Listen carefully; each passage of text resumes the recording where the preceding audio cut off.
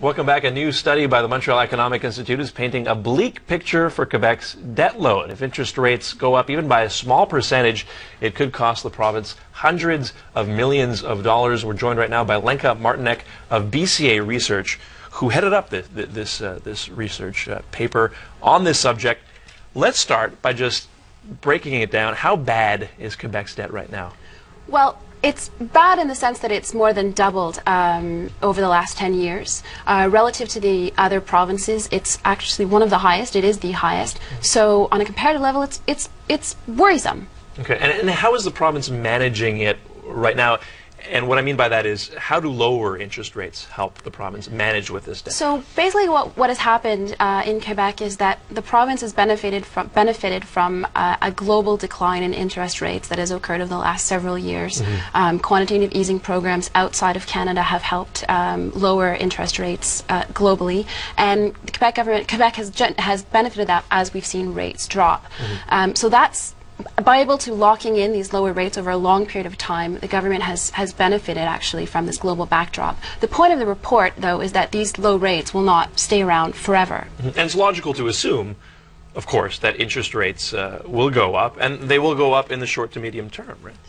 Well, Bank of Canada came out today and they've kept interest rates on hold at 1% for now. That's a plausible situation for the next year, but going forward, as the economy gets better, we do expect interest rates to go up, and to 1 to 2% over the next 2 to 3 years is a very plausible forecast in our belief. So you explore what would happen given just a 2% increase. So what would happen? Right. So when we applied a 2% increase to Quebec's debt today, what we found is that by 2018, it would equate to an extra $1.3 billion in interest payments on that debt. So that's a sizable number when you consider that that's basically the budget of 3 ministries today. And do you think government officials are aware of this? A study like this has never really been done. Like, it's never been broken down to this extent, has it? Well, I don't know the answer to that, but I would assume that we all should be stress testing our own portfolios. I would expect the government also does these types of indications. Okay, so what should, I mean, there are so many things happening in Quebec that the debt often takes a back seat in the public discourse. But what should officials be doing now? What should the priority of the Quebec government be?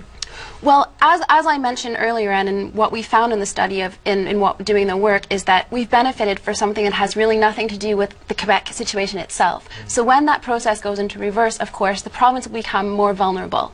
Of course, zero deficits in the very short term would be, in my opinion, a first order of business, and then looking to reduce the weight of that debt outstanding. All right. Thank you very much, Lenka Martinek, for joining us on this very important subject today. Thanks. Thank you very much.